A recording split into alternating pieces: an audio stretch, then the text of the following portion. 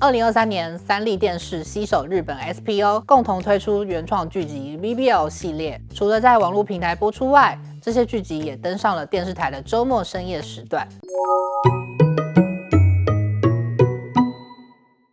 嗨，是平安喜乐，我是小乐。随着网络平台不断的发展耽美题材，电视台也慢慢开始进入了这个领域。然而在播放平台的选择、播放的时段安排，还有观众的接受度上，电视台还是面临了种种的挑战。今天这一集呢，我们就来聊聊电视台在耽美剧上遇到的挑战和潜力。2018年的时候呢，华视曾经在黄金8点档时段播放过耽美剧 History 系列。然而因为题材敏感的关系，收到了不少观众的投诉，这也让华视身为公广集团的成员面临了不少舆论压力。当时其实是我们跟巧克媒体在合作，巧克就提出来，其实它可以给我们其他的片子，让我们去做选择，可以在黄金档播出8点档。当下的时候，所谓耽美剧是在网络的声量很高 ，History 是当时第一部进军日本的耽美剧，因此我们就想说，这个对我们来讲是华视第一次所谓做网台联动，就是网络跟电视同步在播出。那我们想说，我们拿History 的部分来尝试看看，是不是能够有这个接受度。当时其实是会有2种声音出来，一个呢是真的很喜欢的，他就会觉得我们剪辑掉了一些他们觉得很重要的部分，因为华视那时候把他们所有亲吻的戏全部剪掉，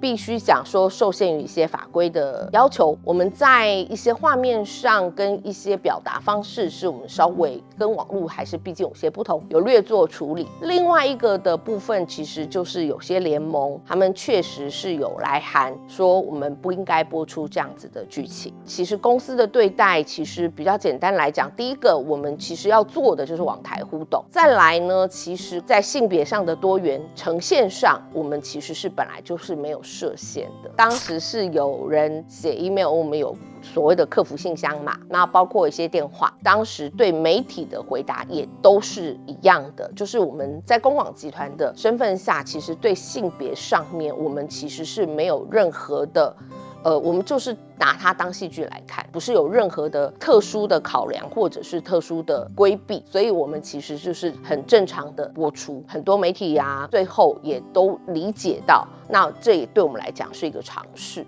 虽然电视台在黄金时段播耽美剧引发了非常多的争议，不过呢，这样的行为也被许多粉丝认为是台湾电视台的一大进步哦。在那之后呢 ，WBL 系列曾经在未来电影台播出，而 About You 默默的我不默默的我们则登上东森戏剧台。不过可惜的是在2018年之后，无线电视台就再也没有播过耽美剧了。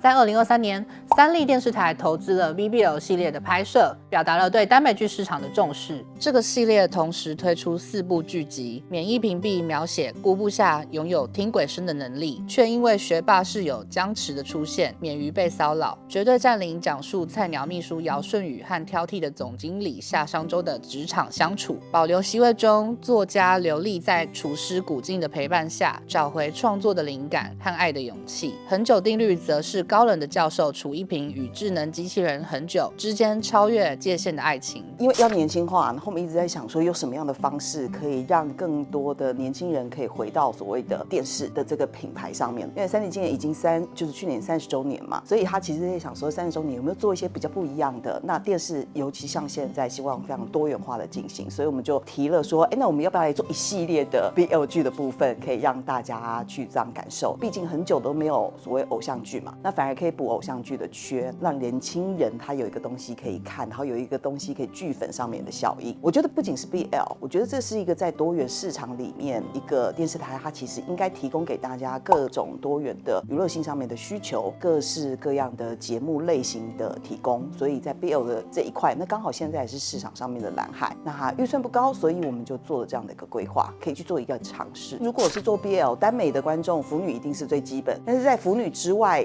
我们其实没想到在我们写剧本跟写整个呈现之后，其实我们开拓了大概还有同志上面的粉丝进来，还有真的是还蛮一般在看偶像剧的这一种，就觉得她漂亮所以我来看的这样3类型的粉丝。我觉得很少有一个品牌直接要出4部 BL 剧，我们以前根本就是一部 BL 都求不来的那种状况之下，一次连出4部真的是非常的觉得那个时候真的是天降甘霖啊。当初其实 VBL 没有很吸引我，一开始的时候我也没有很期待，因为我就想说台服嘛，可是看完了以后，我是整个被呱吉，直接被他圈粉，因为我觉得他好可爱。因为 VBL 的监制是乔姐嘛，那乔姐以前也做过很多很好评的作品，像《牙想你》或是 WBL， 那已经有一个很好的口碑。那我也发现，就是腐女族群就是也很喜欢乔姐，然后也都会跟乔姐做互动。那乔姐也很重视大家的心声嘛。演员的每一次的映后直播非常的吸引人，而且是以前没有过的感觉。他跟粉丝之间的互动，好像也把粉丝拉进了这个剧情里面，然后一起做共同创作。我觉得可能是演员的真诚。其实 BL 圈的粉丝很喜欢台服，就是一些新人的青涩感。我觉得这个青涩感也很圈粉。其实我之前也曾经在 podcast 里面讲，我觉得这样子很像是一个像迪士尼乐园的活动，这些粉丝都知道迪士尼乐园里面的东西就是很欢乐，所以 BBL 的第2季也是，我们就是把它想成是 BL 的迪士尼乐园，每一次都很期待它的出现。对我个人而言是比较言情一点，我觉得这种剧就是可以当做娱乐消遣用。你要说最有感觉，我觉得可能是很久定律的人类跟机器人谈恋爱这个，看 BL 剧其实不太会投射自己在里面，我是一个比较抽离比较架空的心情去看，然后我就可以允许就是这个 BL 的世界发生任何就是有可能的事。最近要出那个全面管控，他们是沿用同样的世界观，即便它可能前面是一个小成本的剧，可是我可以感受到制作方很用心想要建构更完整的宇宙给大家。现在这个时代串流都上得超快，以现在这个追剧的速度来说，其实去建构一个宇宙陪大家更久，让大家对你更熟悉，也对你更有感情，我觉得是一个尝试的方向。尽管投入了资金和资源，这样的耽美剧呢，还是只能在 OTT 平台还有深夜时段播放，避免冲击传统观众群体。那时候我们在网络上面就是会有首页 banner 啊，就是会有人来抗议。电视台本身它的基础群众是比较传统的观众，所以你怎么样从传统的观众去突破，维持原本传统观众他不会离开，但是你又要吸引新的人进来，我觉得这个是本来就是比较两难一些。对于电视台本身，比如这一块的部分，我们就会尽量去曝光跟去说服大家，让大家知道啊，其实它就像是偶像剧一样，可以让大家不要有这么大的排斥感。耽美剧要播出的时候，你是会合家观赏吗？还是你会选择一个比较 safe 跟轻松一点的时段？毕竟现在 BL 它并还非主流的戏剧节目，收视如何，广告商会不会下，有没有人要帮你冠名，这个东西都会是电视台另类上面的考量，真的会比较难一些，不是难蛮多。这个跟之前百威他们不是为了 LGBTQ 所以去换了瓶子吗？整个业绩荡到一个不行。就你有话题，但是它会让你流失原本的观众群，所以这个也是一个所谓电视平台上面会严重考量的地方。因为我们的都只有不到半个小时的时间，但是我觉得那是电视台想要去做一些长新上面的创举，像今年的部分，我们从第一部开始就会去做跟播。那当然就是我们选择在礼拜天的11点，也是希望大人们应该都睡了。我阿嬷，我跟她一起看免疫屏蔽耶。BL 剧不是都20分钟一集嘛，在电视上看会相对比较碎片化一点，可能有时候打开电视，然后其实是阿公阿嬷在旁边，有这些同性题材可能在电视剧中播送，他们就是会知道现在就是社会的发展是这样子。当然可能会引发一些比较偏激的人一些反应，可是我觉得可能另一部分也会慢慢影响，然后再慢慢让它更主流一点。他们本来就是只是在平台上面的，你可以看到他们在传统电视上，那个时候其实是感动的。虽然 VBL 这个系列啊属于小品制作，不过呢，我发现他们的粉丝真的非常的铁耶，而且就像家族粉一样。其实我觉得 VBL 的剧就是比较一般，但是他们的线下的活动啦，还有就是跟粉丝的互动啦，还有就是他们去圈粉的努力度，我觉得是可以被赞扬的。因为粉丝们喜欢跟演员互动，所以在他们所谓的中映的时候，他们就会特别安排让演员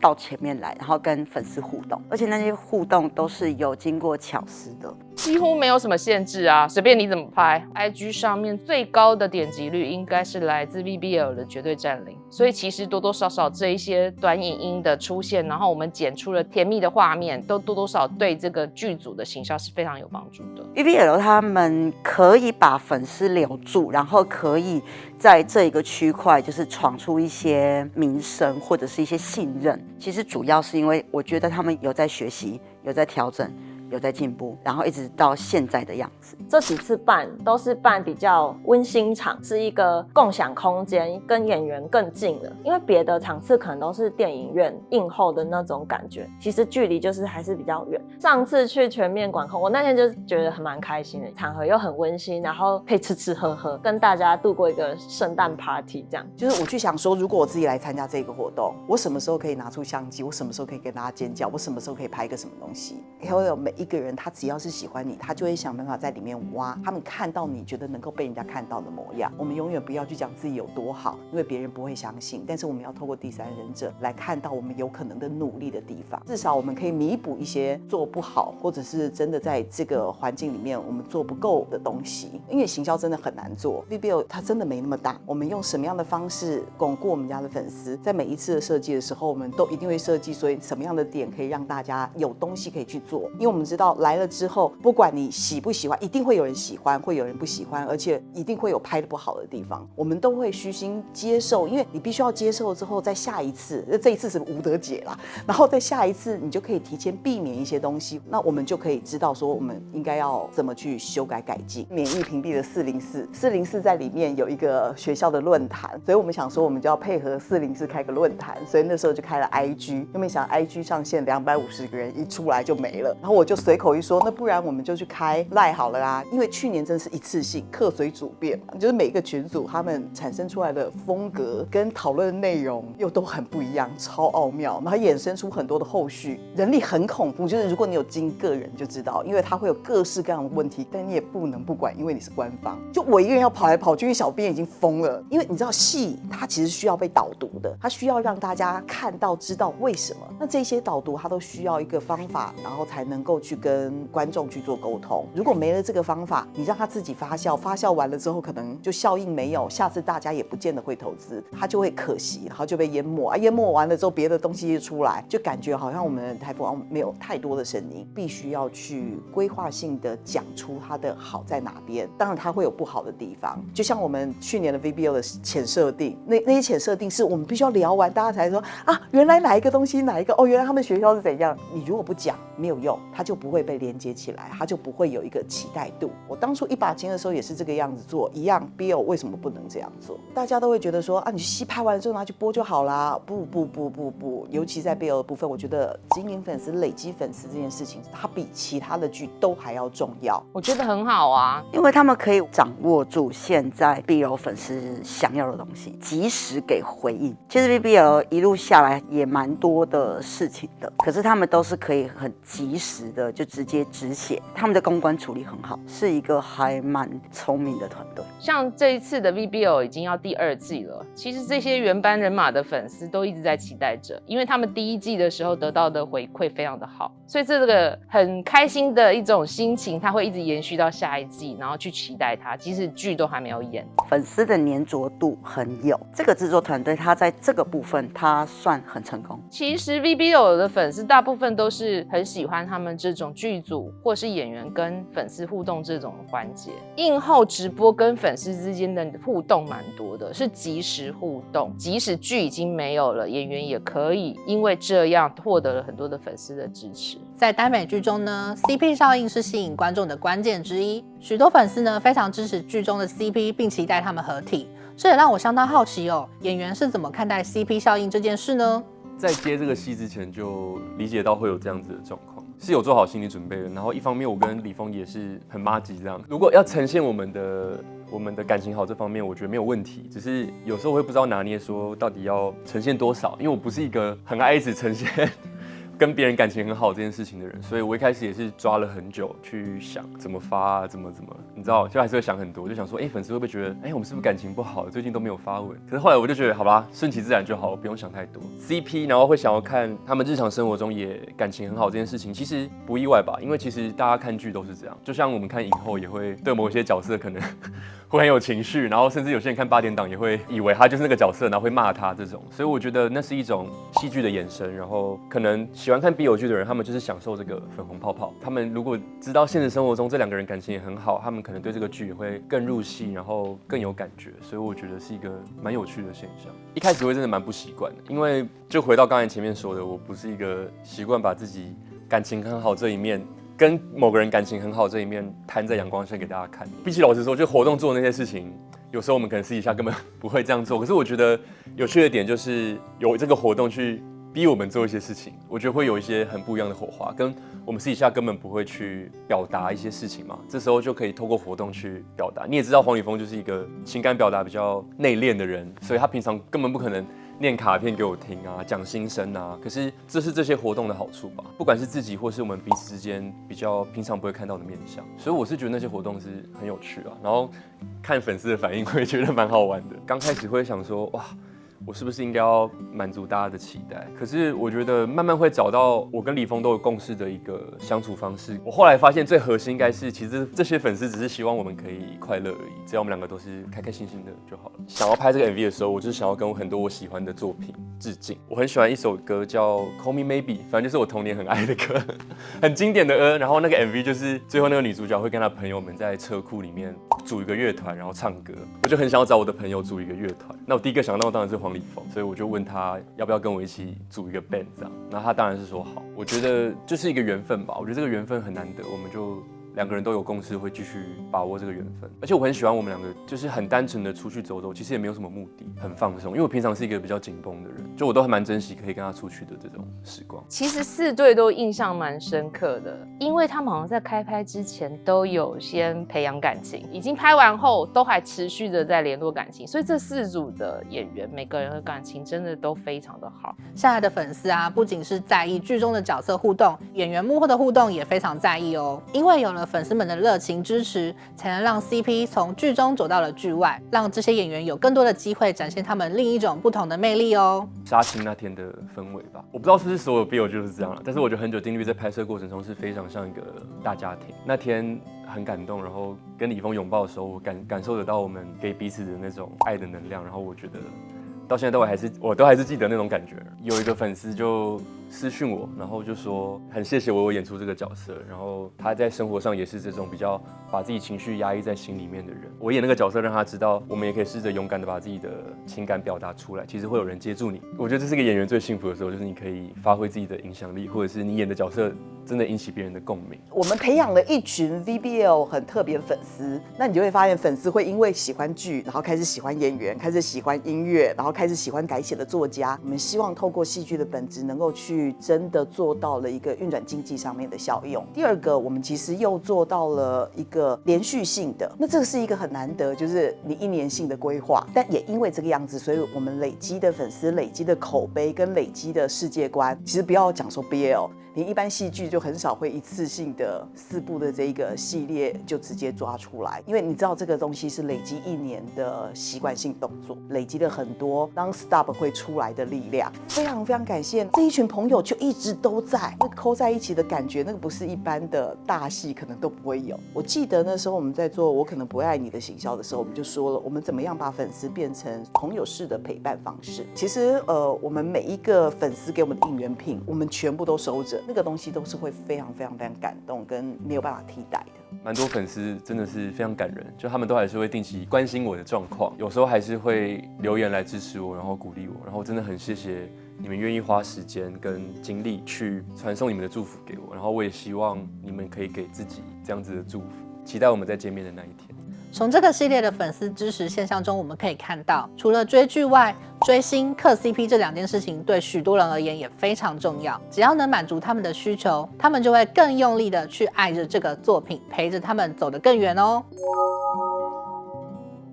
我觉得剧本是偏浅，只是讲一些表面比较甜美的爱情故事，剧情很长，好像没有讲清楚。剧本上还相对比较松一点。我们其实在看剧的时候，我们会知道他想要讲的故事是什么，可是他呈现出来又会是另外一个状况。对于我们已经看过很多这种 BL 剧的人来讲的话，我是希望再有一些深度一点的剧情，先从剧情上去做调整，因为新人演员的演技要慢慢来嘛，剧情上或是剪接上能够去帮助到他们的演技提升，先避免掉就是让别人觉得台腐会尬尬的感觉，把故事讲好。当然是我们自己要努力啦，就是我们的品质内容的部分其实要很完整，然后可以让大家有购买性上面的需求，这个是我们自己要加强，然后以及希望有更多的平台能够 support 它。BBL 粉丝很多是跟着我们一路这样走，就是你多难多什么什么也都知道，会不会在背后念完了之后还是会来支持，然后或者是大家会说恨铁不成钢，用力一点，加油一点好不好？我们其实都会听到跟看到，但是我们就会很感动。那像今年的部分，我们因为聆听，所以我们该改的能补的，能想办法的，能赔多一点钱的，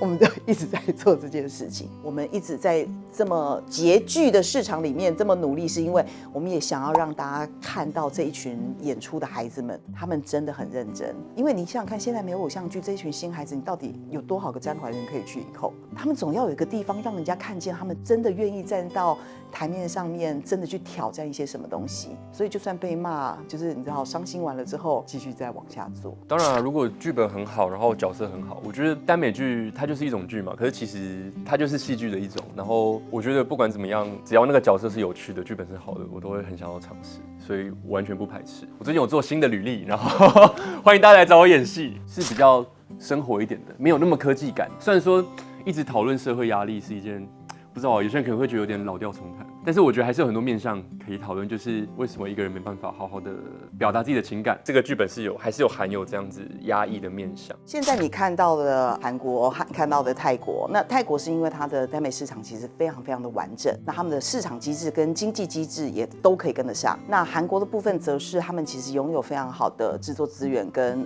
演员的能力，所以他们其实不仅可以制作所谓一般的耽美，他们也可以制作高标的内容。其实我们看了其实蛮羡慕的。那我们在一个没有这么高的预算，但是又希望能够去维持台湾的 BL 原创的这个部分去走的话，那时候我们在做恒久的时候，我们就已经有想到，我们如果有机会的话，会希望把恒基宇宙的恒人系列的部分抓出来，毕竟有9款机器人嘛，所以我们这一次在全面就很认真的来做了4号机器人的故事。那到第3部想说我们可能改编台湾的原创文学，所以那时候我们就去找了就是台湾的原创午后的老人茶，69岁的灵魂在一个20岁的身体里面的人，所以我们就决定了就是去做这样的一个改编。预算高跟低都有不同的做法，我们会很羡慕像泰国或者他们有这么棒的一个机制，或者这么棒的一个社会环境，或者是业务需求的条件，可以支持他们做这样的一个大制作也好，或者是高规格也好，我觉得没有一个人会不想要。但是如果在没有这个市场环境了，你是不是就要去想办法去说服人家？就像我们说服三立可以一起来做这样的东西，你不能怕被人家比较，你也不能因为怕被比较之后就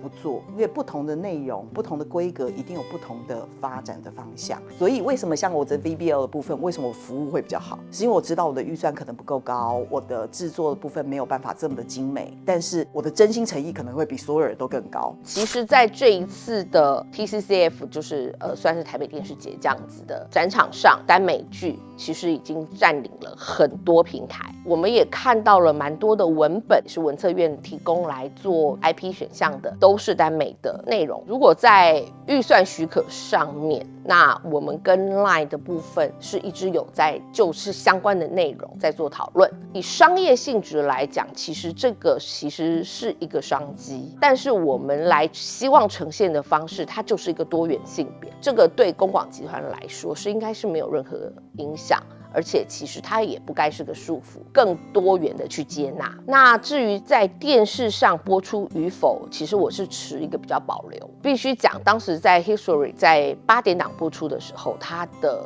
状况是不好的。它跟在网络上的播出是有极大的差距。以节目来说，以内容来说，我们会倾向于合作开发。那至于播出的话，我们可能会选择 LINE TV 或者公视+或者 OTT 其他 OTT 平台。那电视播出的话呢，就可能要选择时段，而不会再是8点档。当然啊，因为我觉得 BL 剧这个东西这么美好的东西，怎么可以不在电视上播？我希望有朝一日这些东西就不会被人家贴上标签了。今天的节目呢，让我们一起探索了电视台在耽美题材上的突破与挑战，从过去的尝试到现在的深夜剧场，未来会不会有更多电视台加入制作耽美剧的行列呢？这不仅是市场的选择，更是一场文化多样性的挑战哦。最后，不知道大家对这次的主题有什么样的想法？欢迎在留言区和我分享你们的看法哦。喜欢我们的影片，欢迎按赞、订阅、加分享。耽美时代，台服光影，我们下次见。